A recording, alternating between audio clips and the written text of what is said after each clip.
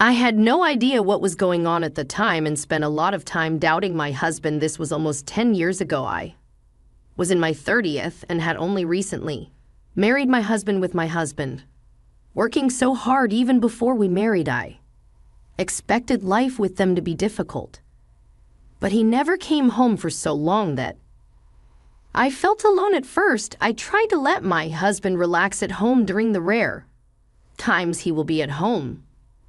But my frustration grew. I became harsh with him. Every time I saw his face, my husband would try to soothe me, but if he saw that I was still unsatisfied, he started to ignore me.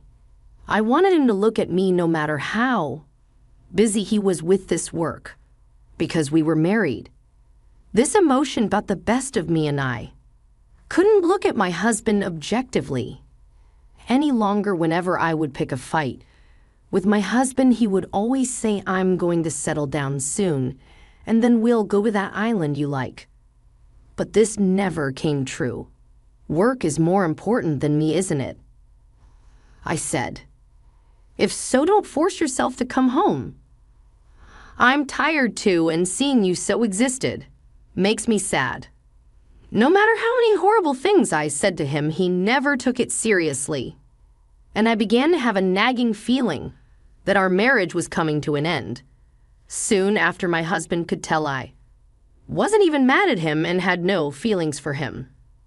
I didn't suspect it at first because he worked in a department with many business trips.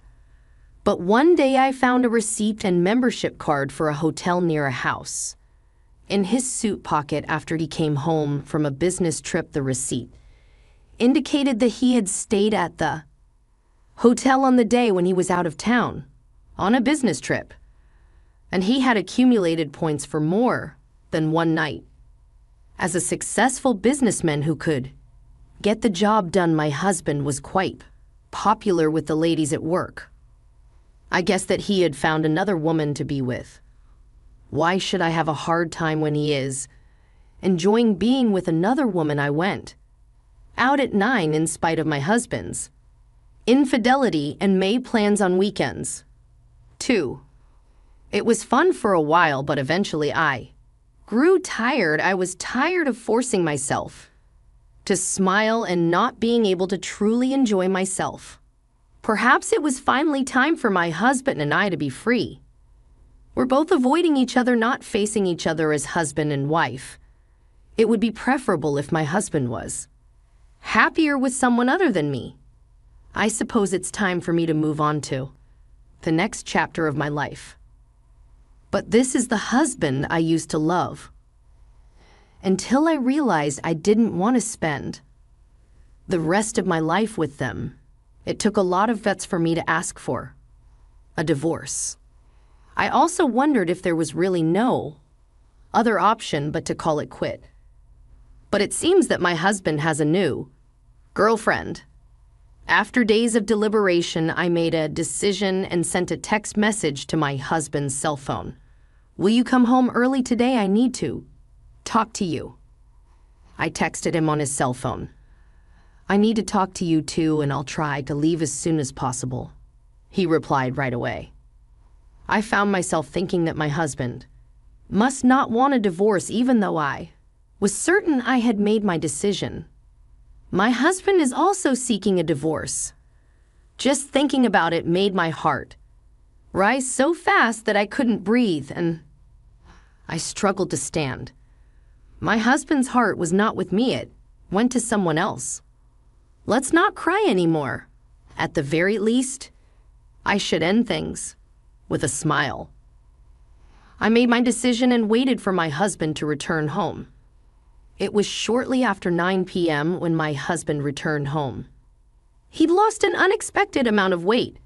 His kind eyes and tone of voice remained the same, but there was a gap between us that seemed insurmountable. My husband, who had never been a man of many wars, kept looking down and remained silent.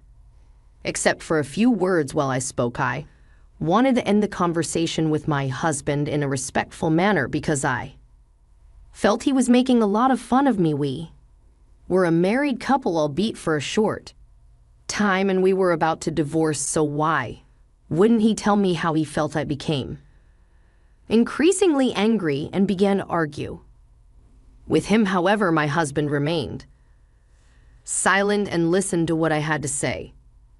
I wanted him to say something, so I told him that I knew about his new girlfriend. He probably thought I was oblivious to the fact. If he knew I knew everything, he would become impatient and make one excuse after another. Hearing my words, my husband looked at me in surprise, then smiled briefly. After a brief pause, he asked what you knew. I said strangely. I couldn't help but laugh at his joking tone, which made my husband laugh, and for the first time in a long time we laughed together. Regardless of the topic of the conversation, I was overjoyed to be able to laugh with my husband like we used to.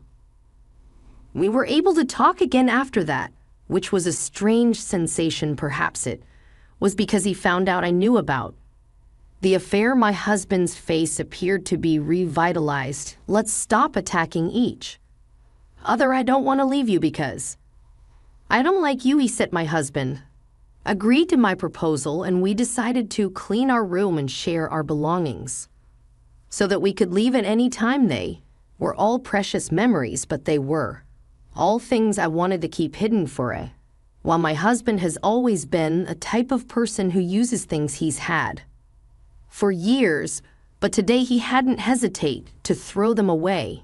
His grace overwhelmed me even more. Take anything you want, it's all my fault, so this is my atonement, he said when the room was clean and tidy and we only had each other's belongings. My husband's eyes seemed to be left with tears as he said this. Did he feel sad as he cleaned up the mess? That was very clear to me because I felt the same way. You still have time to think about it, don't you? Let's clean up one step at a time. I decided to take a break for the rest of the day. After cleaning up the entire mess, I took a bath to clear my mind. I should be able to get compensation from my unfaithful husband, but it was clear that our relationship had already ended. Besides, I don't want to tame my memories of my husband any further. As I was getting ready for bed after the bath, my husband entered the bedroom. He climbed into bed and gently drew me into his arms. Hey, this is weird and I feel bad for your girlfriend, I said. My husband said quietly, just one more time, I want to be by your side. I stiffened it slightly. He was trembling as he wrapped his arms around me. Are you crying? I asked him, but he didn't respond.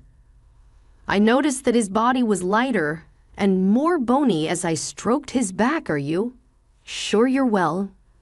You appear to have shed some pounds. When I said this to him, his body stopped shaking. I've been cutting weight, he said, pulling his body away from mine, taking a deep breath. Okay, is there anything else I should know?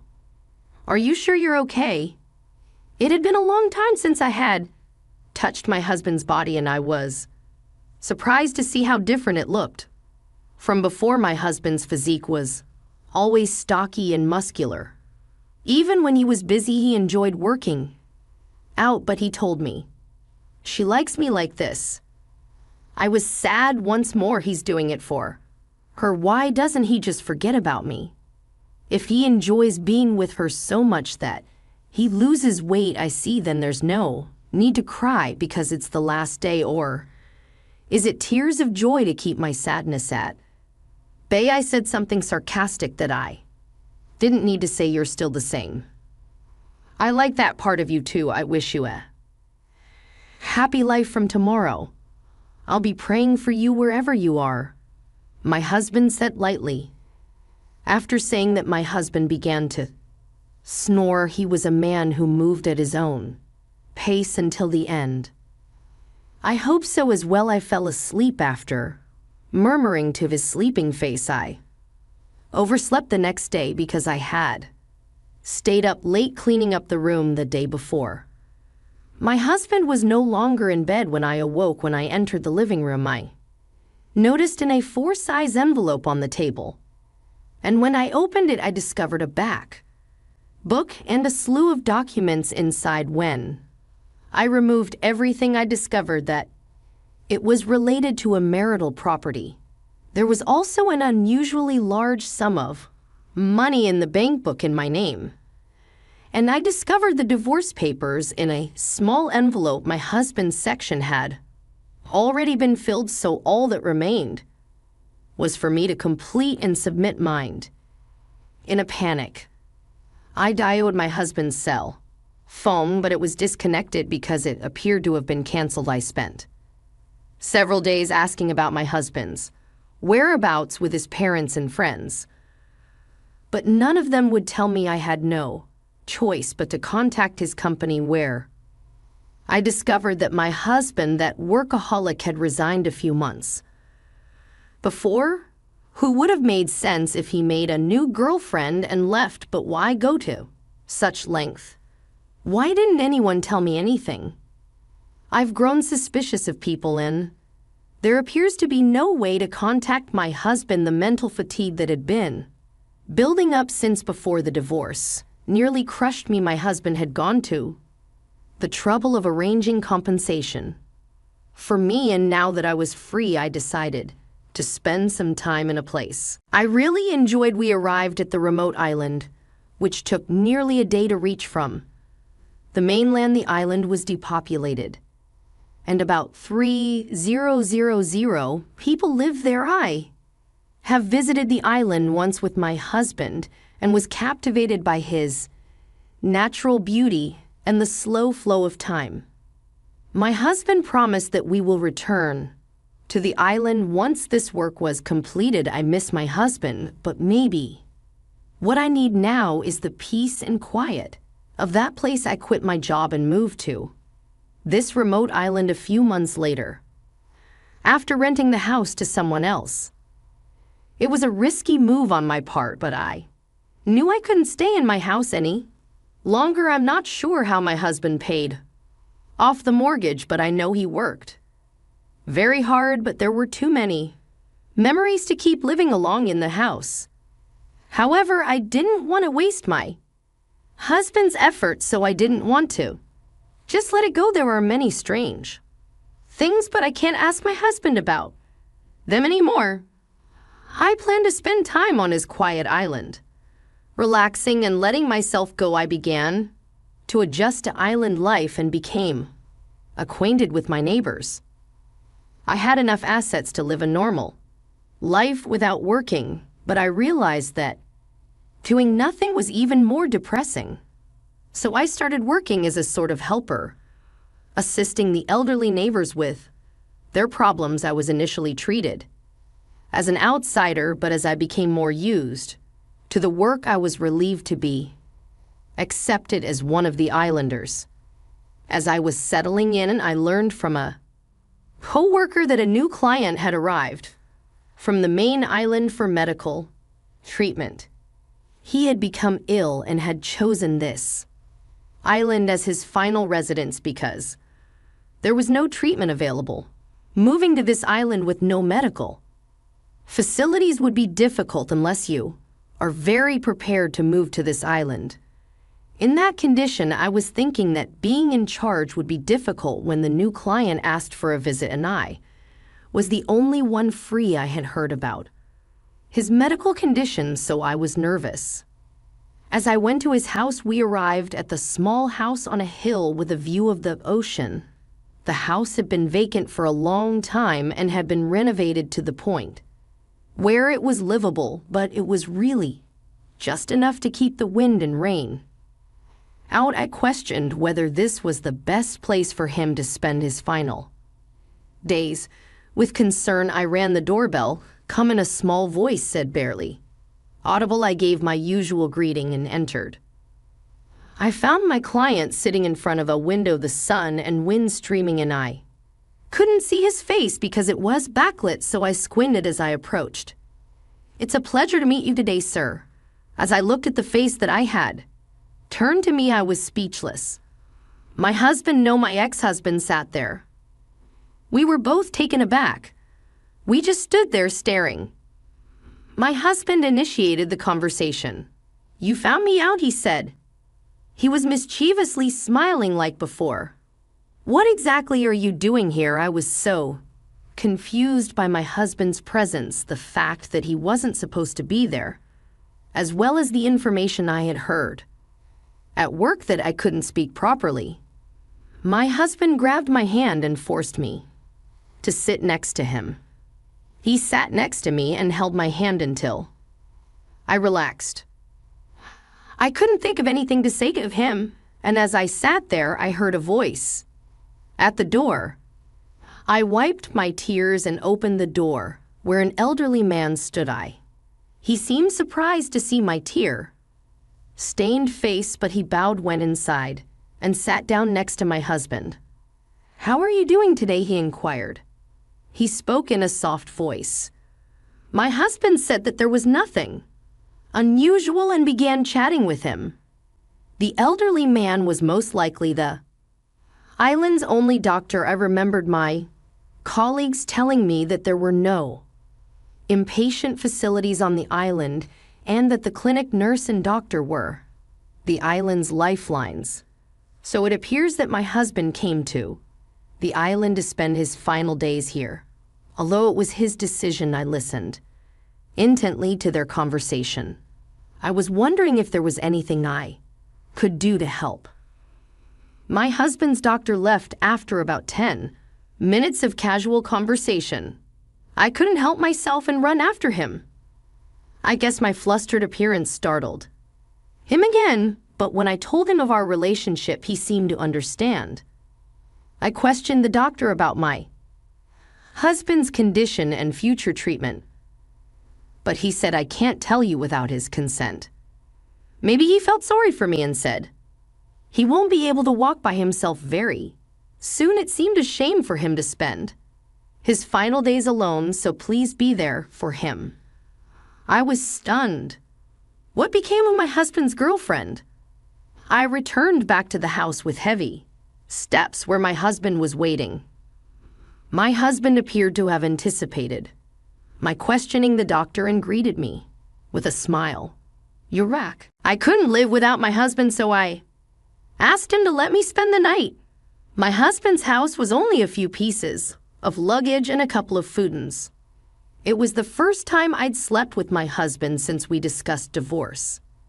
As I cuddled up under the covers with my husband, we told each other how we got here. I was eager to ask about his illness, but I decided that it wasn't time to talk about painful topics. So we reminisced. This was also due to my feelings about his relationship with her. I asked him if he hadn't brought her to the island before I asked to stay, but he just laughed and covered up. The fact that he didn't say anything suggested that there was a sad event. I was careful not to hurt his feelings by asking any more questions.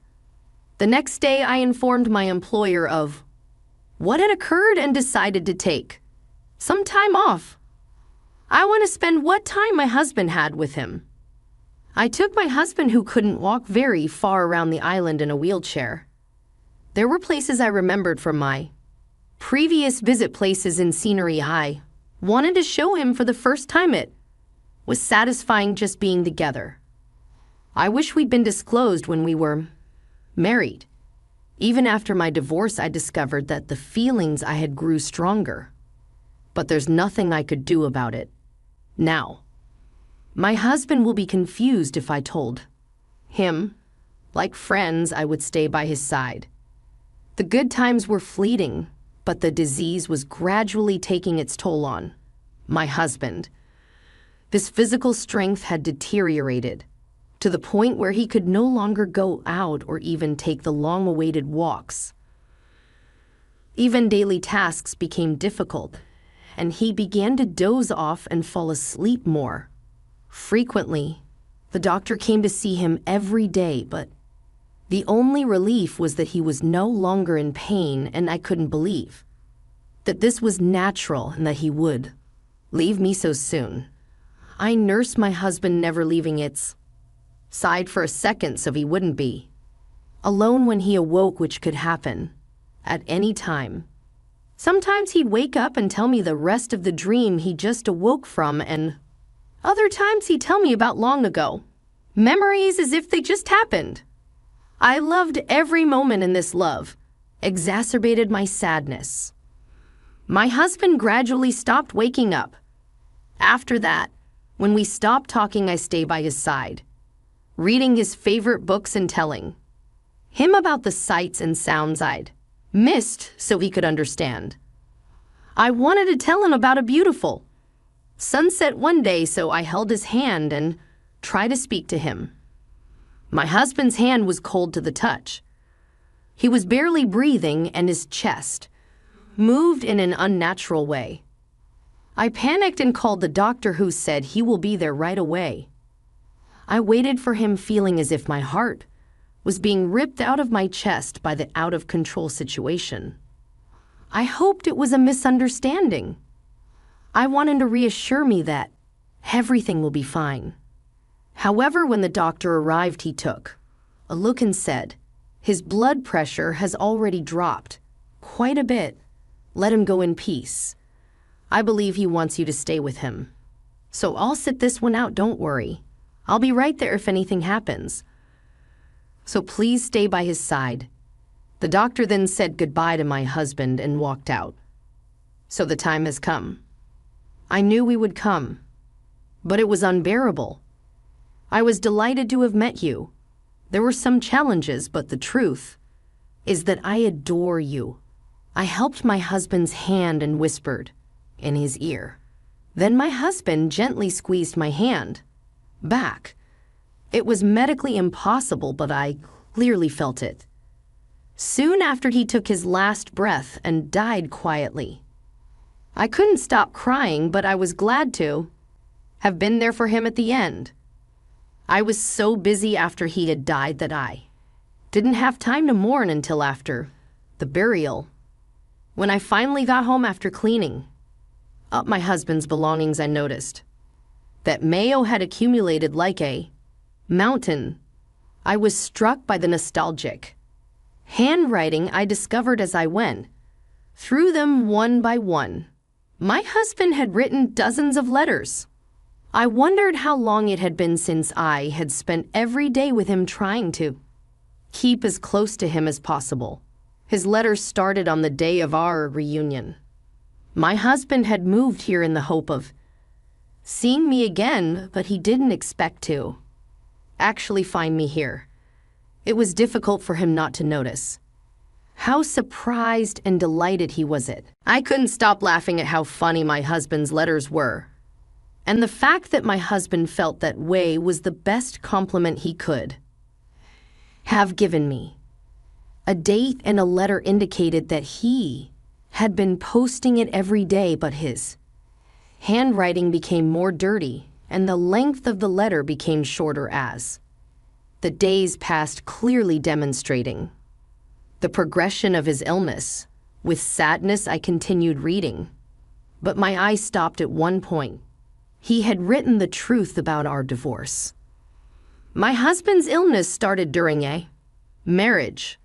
When he discovered it, there was nothing they could do to help him, and the treatment he received as his last hope was ineffective and only had side effects. My husband made plans to divorce me because he didn't want me to spend the rest of my life for this disease, and I fell right into his trap. He had no idea I'd suspect the existence of another woman, but he didn't deny it because he thought he could give a lot of money to me as compensation. Because I no longer required medical treatment, I wanted to liquidate all of my assets so that you could live freely. He wrote. What hurtful words I'd heard my husband, who had thought that far from me. I sincerely apologized. Tears flowed uncontrollably. Then there was a knock on the front door. I wiped my tears quickly and opened the door to find my doctor standing there. What brings you here, doctor? I inquired. When I asked, he handed me a sealed envelope. The envelope was identical to the one I had just read from my husband. He asked me to post it every day. He wrote a few days' worth of letters before he fell into a coma and he'd entrusted them to me. I couldn't refuse, and this is the last letter. He asked me to give it to you when you returned to your home. So that's what this was about. This was my husband's final letter. I thank the doctor and read my husband's letter alone. When I opened it quietly and calmly, I found a thin but clear note that said, "Thank you, I love you. We had come so far, but our hearts remain connected. I love you too." When I said this, I thought that I saw my husband's portrait's mouth smile a little. I am still living on this island decades after my husband died. I am now officially recognized as an island resident. Build a grave next to where my husband's house used to stand the day I was sure I'd never leave the island. My husband used to look out the window every day, and I'm sure he still does. I intend to join him there one day, and I am at peace and very happy to be surrounded by memories of my husband. Thank you for sticking with me until the end. I'll see you in the next video.